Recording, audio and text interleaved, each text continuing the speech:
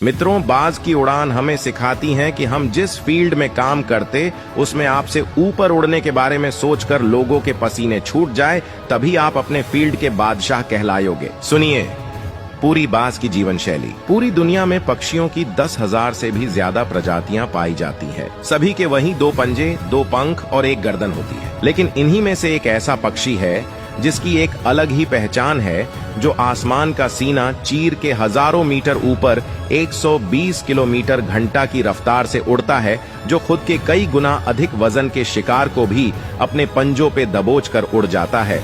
और इसीलिए उसे पक्षियों का राजा कहा जाता है, जिसे हम बाज के नाम से जानते हैं। और एक बाज इतना ऊंचा मुकाम हासिल करता है अपनी ट्रेनिंग और अपनी पुनर्जन्म की वजह से। अगर आप भी इस दुनिया में एक मुकाम हासिल करना चाहते हैं, तो एक बाज को बाज बनने का पूरा सफर आपको जानना बहुत जरूरी है, क्योंकि 25 से 30 की उम्र तक आने के बाद भी लोगों को रिस्क लेने से डर लगता है। लेकिन एक बाज की जीवन की शुरुआत ही रिस्क से होती है।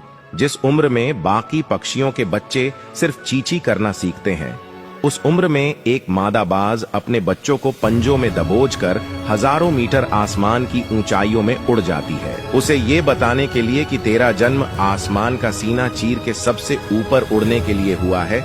तेरा जन्म पक्षियों का बादशाह बनने के लिए हुआ है। जमीन से हजारों मीटर ऊपर ले जाकर मादा बाज अपने पंजों से उसे छोड़ देती है, और यहीं से शुरू होती है उसकी हाई रिस्क ट्रेनिंग। वो चूजा जमीन की तरफ तेजी से गिरने लगता है।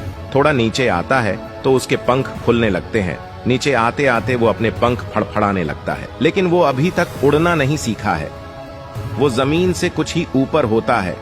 ऐसा लगता है कि कुछ ही सेकंड में उसका जीवन समाप्त हो जाएगा, लेकिन अचानक एक पंजा उसे अपने गिरफ्त में लेता है और वापस आसमान में उड़ जाता है।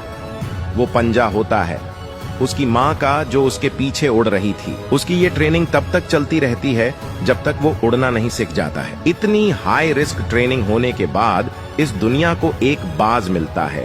बारिश के वक्त जब सारे पक्षी आश्रय की तलाश करते हैं, तब यही बाज उसी बारिश में आसमान को चीरते हुए ऊपर निकल जाता है और बादलों से कहता है, तू बर्श ले, कितना बरसेगा, और फिर नीचे आकर चैलेंज करता है। एक बाज की उम्र लगभग 70 साल होती है।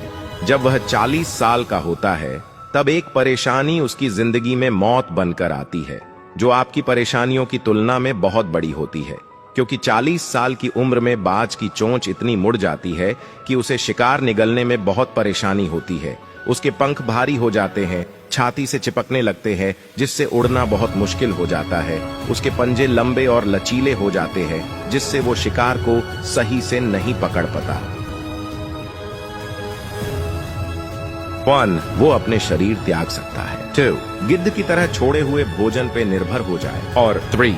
सबसे कठिन और पीड़ादायक रास्ता अपने आप को पुनः स्थापित का, फिर से आसमान का सीना चीर कर उड़ने का, और वो इसी तीसरे रास्ते को चुनता है और अपने पास के सबसे ऊंची चोटी पे पहुंच जाता है। वहां पर अपना घोंसला बनाता है और फिर शुरू होता है परेशानियों को जड़ से उखाड़कर आसमान में उड़ने का सफर। वह अपनी चोंच को एक चट्टान पर मार मार कर तोड़ देता है, लहूलुहान हो जाता है और इंतजार करता है नई चोंच के आने का। उसके बाद अपनी नई चोंच से अपने पंजों को काट देता है और फिर इंतजार करता है नए पंजों के उग आने का। उसके बाद वह अपने एक एक पंख को अपने शरीर से अलग करता है और फिर इंतजार करता है नए पंख उग आने का, और इस प्रक्रिया में उसे समय लगता है पूरे 5 महीने का। इन 5 महीनों के कड़ी तपस्या से एक बाज का पुनः जन्म होता है। वो फिर से तैयार हो जाता है। आसमान का सीना चीर कर उड़ने के लिए जो 3 रास्ते बाज के पास थे, वही 3 रास्ते आपके पास होते हैं। लेकिन कुछ लोग पहले रास्ते को चुनते हैं और परेशानियों के तले दबकर सुसाइड कर लेते हैं। ज्यादातर लोग दूसरे रास्ते को चुनते हैं। वो परेशानियों का बोझ पड़ते ही अपने लक्ष्य को छोड़कर एक नॉर्मल लाइफ जीने लगते हैं। और कुछ वो लोग भी होते हैं जो इस परेशानियों को लात मारकर अपनी मेहनत के दम पर बाज की तरह आसमान की बुलंदियों को छूते हैं। दोस्तों, बाज की यह ट्रेनिंग हमें बहुत बड़ी सीख देती है कि अगर रिस्क लेना पड़े तो लो कि अपने फील्ड में अपने आप को इतना ट्रेंड कर लो कि उस फील्ड में आपसे ऊपर उड़ने के बारे में सोचकर लोगों के पसीने छूट जाए, तभी आप अपने फील्ड के बादशाह कहलाओगे।